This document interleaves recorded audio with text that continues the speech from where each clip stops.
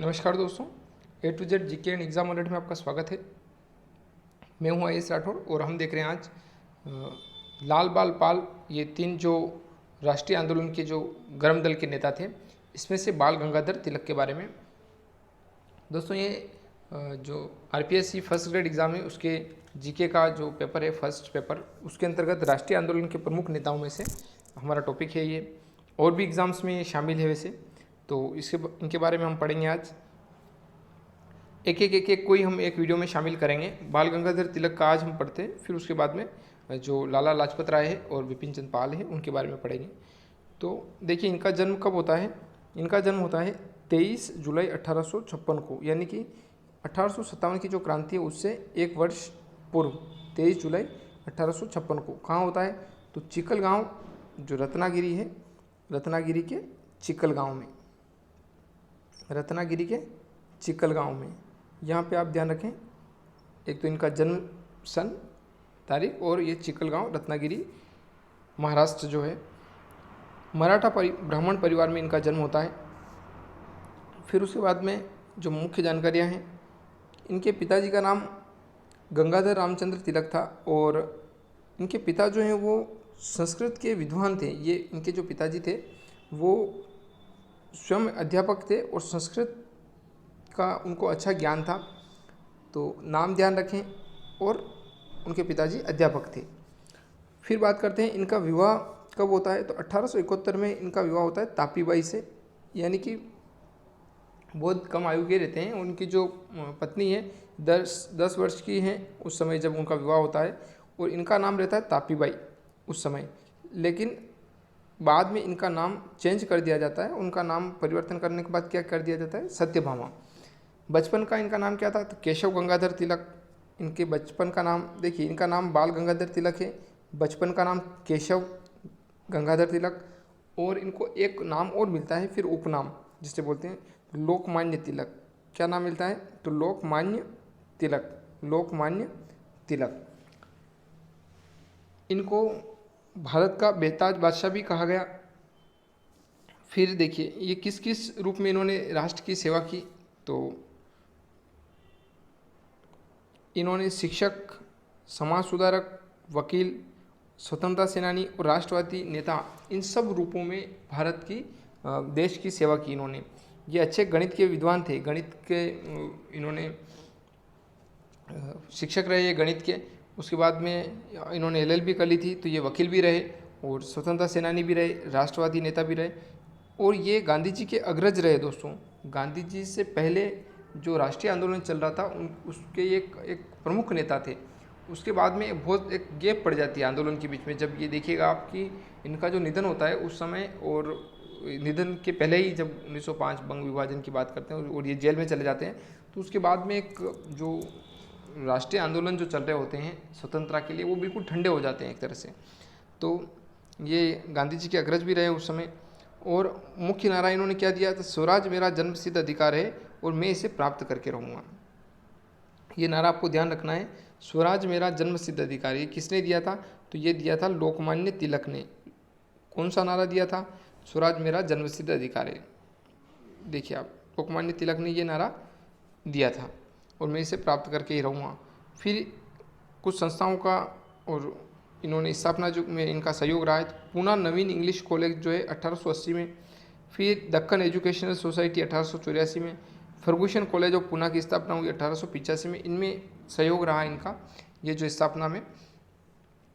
दोस्तों ये अंग्रेज जो शिक्षा थी उससे ये भी उस शिक्षा से ये विरुद्ध थे। इनका भी मानना यही था कि जो भारत के लोग हैं उनको भारतीय शिक्षा दी जाए, ना कि विदेशी शिक्षा, औपनिवेशिक शिक्षा देके उनको भी गुलामी की तरह धकेला जाए। मतलब उनकी जो मानसिकता है वो मानसिकता अंग्रेज़ों के प्रति वफादारी वाली हो जाती है। तो ये अंग्रेज शिक्षा के विरुद्ध थे, अंग्रेजी जो शिक्षा थी। फिर देखिए 1882 की घटना रहती कि केसरी उनका जो समाचार पत्र है, आगे हम देखेंगे अभी, तो उस समाचार पत्र में कोल्हापुर के जो राजा है उनके प्रति एक लेख लिखते हैं और इसकी वजह से इनको 4 माह की सजा होती है, ऐसा कहा जाता है। फिर 1885 में इनके समय में एक कांग्रेस, जो राष्ट्रीय कांग्रेस है, उसकी स्थापना होती है। और इसी समय 1885 में कांग्रेस की स्थापना के बाद में ये 1890 में कांग्रेस को ज्वाइन कर लेते हैं, 1890 में इसको ज्वाइन कर लेते हैं। उसके बाद देखिए इनका जो समाचार पत्र हैं वो इम्पोर्टेंट है, दोनों याद रखें आप। एक है मराठा और दूसरा है केसरी। एक तो है मराठा समाचार पत्र और दूसरा कौन सा है, केसरी समाचार। मराठा और केसरी समाचार। तो देखिए यहाँ पे देखिए आप, इस मराठा समाचार तो ये मराठी भाषा में नहीं है, ये है अंग्रेजी भाषा में। मराठा है वो अंग्रेजी में और केसरी है वो मराठी भाषा में। तो आपको कुछ भी याद नहीं रखना है, एक याद रख लीजिए आप कि जो मराठा है वो उस भाषा में नहीं है जो नाम दिख रहा है उसका, वो किस भाषा में, अंग्रेजी भाषा में।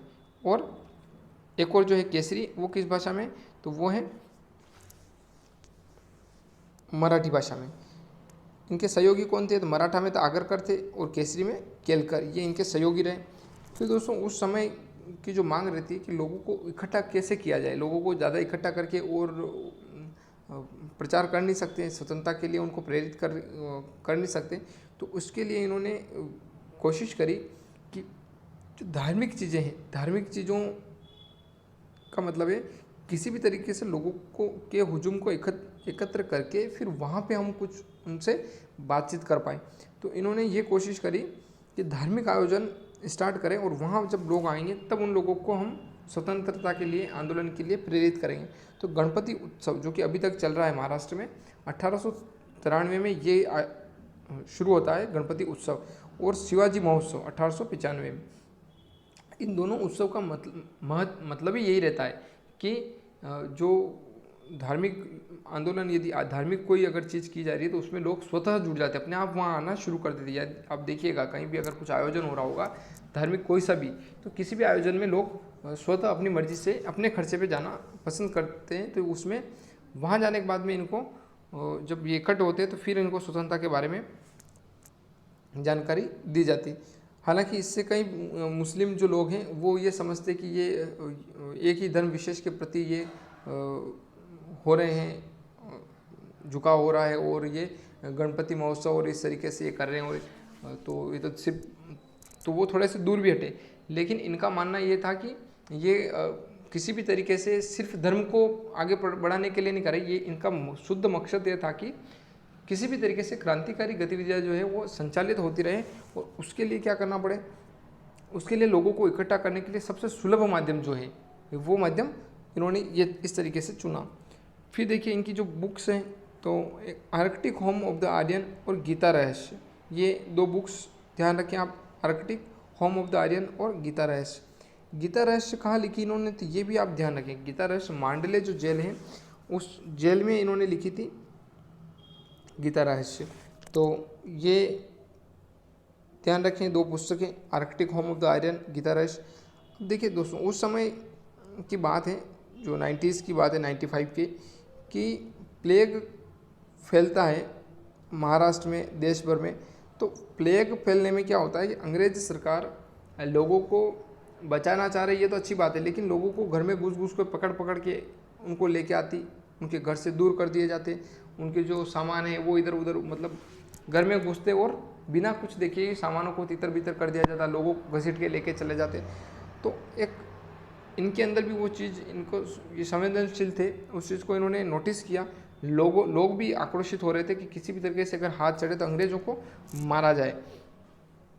उस कड़ी में क्या होता है कि ये अपने जो समाचार पत्र है, मराठा समाचार पत्र, इस मराठा समाचार पत्र में लेख प्रकाशित करते हैं। क्या लेख प्रकाशित करते हैं कि ये लिखते हैं कि धर्म की स्थापना के लिए कभी कभी अधर्म को मानना पड़ता है, कि गीता, ये चूँकि ब्राह्मण परिवार से भी थे और स्पिरिचुअल जो चीज़ें थी, वो जो धार्मिक चीज़ें ये वैसे भी पढ़ते थे, तो गीता से इन्होंने नोटिस किया कि कभी कभी अधर्मी को, जो अधर्मी होता है, धर्म की ज़्यादा ही हानि अगर कोई कर रहा है तो फिर उसको मारना भी गीता में लिखा गया है। तो उस चीज़ को ये अपने लेख में छापते हैं, और इससे लोग इनके जो विचार हैं उस विचार से प्रभावित होते हैं। उस प्रभाव का क्या फ़र्क पड़ता है, देखिए आप कि 96-97 में एक चापेकर बंधु है दो, एक तो दामोदर हरि चापेकर और बालकृष्ण हरि चापेकर, दो नाम याद रखें आप, तो दामोदर और एक हरि चापेकर बंधु, आपको ध्यान में रखना है। तो ये क्या करते हैं, ये भी अखबार पढ़ते हैं, उस चीज़ से ये इतना मोटिवेट हो जाते हैं कि अधर्म की जो ज़्यादा बढ़ रहा है तो उसको नष्ट करने के लिए क्या करना पड़ेगा, अधर्मियों को मारना पड़ेगा। तो ये रेड ये क्या करते हैं, ये पूना का जो प्लेग कमिश्नर है मिस्टर रेन तथा लेफ्टिनेंट एयर्स जो है उसकी हत्या कर देते हैं। और इस हत्या के बाद में क्या है कि जो अलग अलग विचार के जो राष्ट्रीय नेता थे वो अलग अलग प्रतिक्रिया देते हैं। तो ये क्या करते हैं, ये वापस पेपर में इनके सपोर्ट में लिखते हैं और इनकी जो तुलना है वो शिवाजी से करते हैं। ये जो चापेकर बंधु थे इनकी, कि हाँ अधर्मियों का नाश इन्होंने किया है। तो इसी कड़ी में इनको 18 माह की सज़ा होती है, ये ध्यान रखिएगा। चापेकर बंधु के जो ये घटना घटी थी, इस घटना में 18 माह की सज़ा होती है। घटना क्यों घटी थी, क्योंकि प्लेग आया था और प्लेग के अंदर अंग्रेज सरकार जो है वो इस तरीके से आदेश देती है कि लोगों को घसीट घसीट के ले जाया जाता है और इसमें विद्रोह पैदा होता है। तो ये लेख लिखते हैं और उस लेख से चापेकर बंधु जो 2 अधिकारी हैं उनकी हत्या कर देते हैं और इस वजह से इनको भी सज़ा होती है। फिर बात आती है 1907 में सूरत अधिवेशन होता है। दोस्तों यदि ये अधिवेशन, ऐसा कहा जाता है कि ये अधिवेशन अगर सूरत में ना होकर अगर मुंबई में होता, महाराष्ट्र में, तो कांग्रेस के जो अध्यक्ष थे वो निश्चित रूप से लोकमान्य तिलक ही होते, ऐसा कहा जाता है। लेकिन 1907 में यहाँ पे जो सूरत अधिवेशन होता है, यहाँ क्या होता है दोस्तों, ये जो 2 धड़े थे, कुछ विचारक ऐसे थे कि जो हमें आज़ादी मिलेगी वो लड़ाई झगड़े करके, यानी कि अंग्रेज़ों को मार के ही मिलेगी। दूसरा ये था कि हम पिटीशन दायर करें, नरम दल, गरम दल और नरम दल आपने सुने होंगे। पिटीशन दायर करेंगे, उनकी कोर्ट सुनवाई करेगा और हम देखेंगे, हम राजनीति करेंगे और उसमें शामिल हो जाते हैं असेंबली में और वहाँ से हम अपनी बात मनवाएंगे, इस तरीके से। तो यहाँ आके जो अधिवेशन होता है, इस अधिवेशन में एक बहुत ज़्यादा झगड़ा इस रूप में ले लेता है, बहुत ज़्यादा ही लड़ाई झगड़े होने शुरू हो जाते हैं यहाँ पे। और यहाँ पे जो धड़े हैं राष्ट्रीय आंदोलनकारियों के, वो 2 तरीके से बढ़ जाते हैं। एक तो होते गरम दल और दूसरा हो गया नरम दल। तो गरम दल में वो हैं जो इस बात में विश्वास कर रहे हैं कि अंग्रेज़ों को भगाने के लिए हमें शस्त्रों का प्रयोग करना पड़ेगा। नरम दल वो हैं जिसमें ये है कि सिर्फ हम लेख दें, पिटीशन दायर करें, हम अंग्रेज़ों के साथ रह के उनको भगाएं। तो ये 2 दल यहाँ से विभाजित हो जाते हैं सूरत अधिवेशन से 1907 से।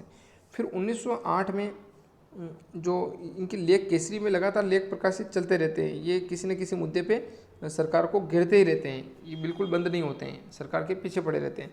तो 1908 में जो लेख प्रकाशित होते हैं, इस कारण से इनको 6 वर्ष की सज़ा हो जाती है।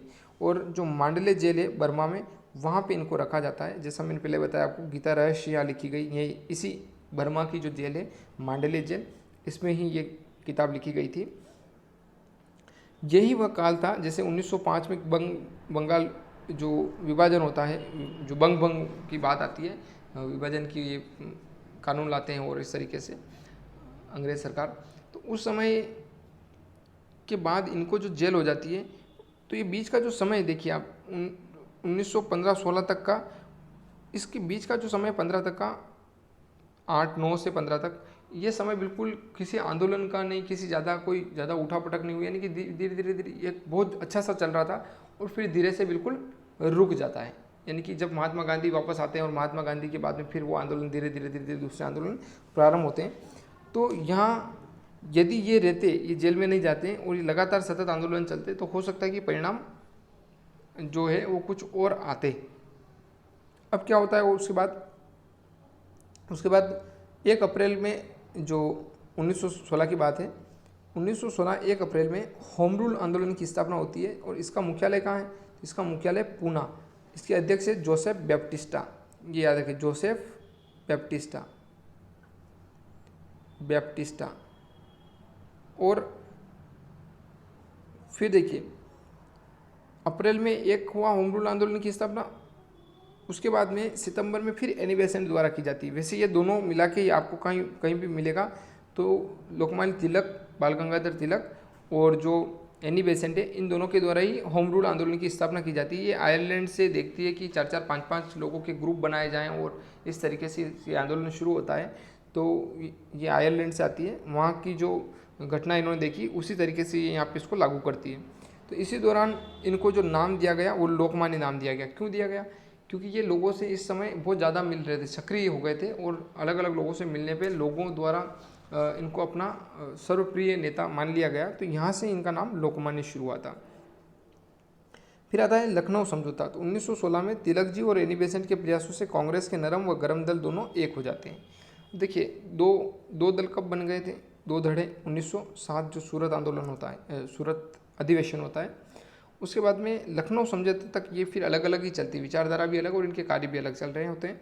उसी बीच में 1916 में ये तिलक जी और एनी बेसेंट के प्रयासों से ये समझाते हैं कि हमें देश को आज़ाद करना है किसी भी हिसाब से, ना कि हमें खुद अलग अलग लड़ झगड़ के अलग रहना है। तो फिर यहाँ 1916 में दोनों एक हो जाते दल।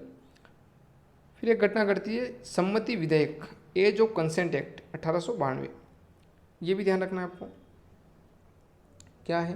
तो एज ऑफ कंसेंट एक्ट क्या है, तो ये बैराम जी माला जो है इनकी, बैराम जी मालाबारी इनकी जो प्रयास है, इस प्रयास से ये होता है वैसे विधेयक पारित।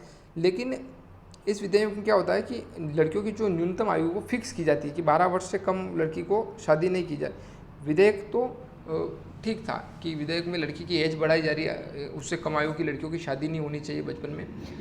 लेकिन लोकमान्य तिलक इसलिए इसका विरोध करते हैं, तिलक जी द्वारा इसका विरोध किया जाता है। वो इसलिए विरोध करते हैं कि वो कहते हैं कि अंग्रेज हमारे जो देश के घर के जो कानून है उसमें हस्तक्षेप नहीं कर सकते हैं। यदि हमें सुधार करना है तो हम स्वयं कर लेंगे इस चीज़ का।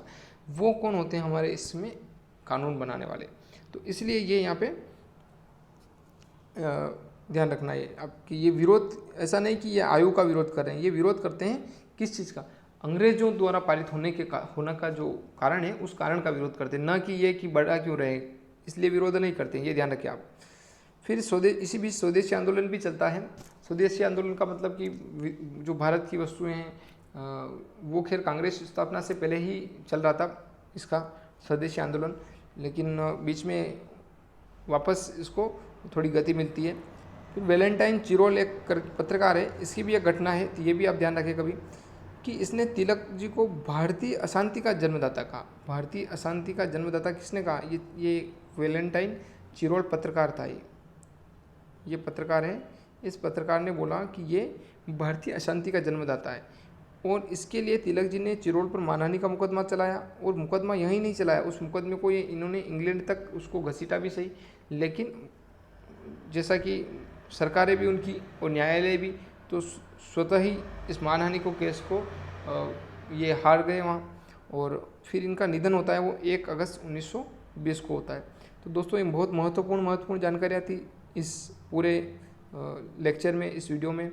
उम्मीद करता हूँ कि ये आपके बहुत काम आएगी, लोकमान्य तिलक की जो जानकारियाँ हैं, और आपको इनके जन्म, माता पिता, विवाह, उसके बाद में इनके जो कॉलेज हैं, इनकी एजुकेशन है, एजुकेशन के बाद में गरम दल का इनको नेता माना गया, लोकमान्य नाम क्यों पड़ा, उसके बाद में जेल गए, जेल क्यों गए, चापेकर बंधु वाला जो केस है वो। तो ये चीज़ें आप थोड़ा सा देखें। और ये तीनों लाल बाल और पाल, ये तीनों ही गरम दल के नेता थे। तो और हम अगले वीडियो में 2 और हैं, लाल और पाल दोनों बच रहे हैं, हमने बाल गंगाधर तिलक को किया इसमें। तो उम्मीद करता हूँ कि ये जो वीडियो है ये आपके लिए लाभप्रद हो रहे होंगे, और आप इसको लाइक करें, कमेंट करें, शेयर करें अधिक से अधिक। धन्यवाद दोस्तों।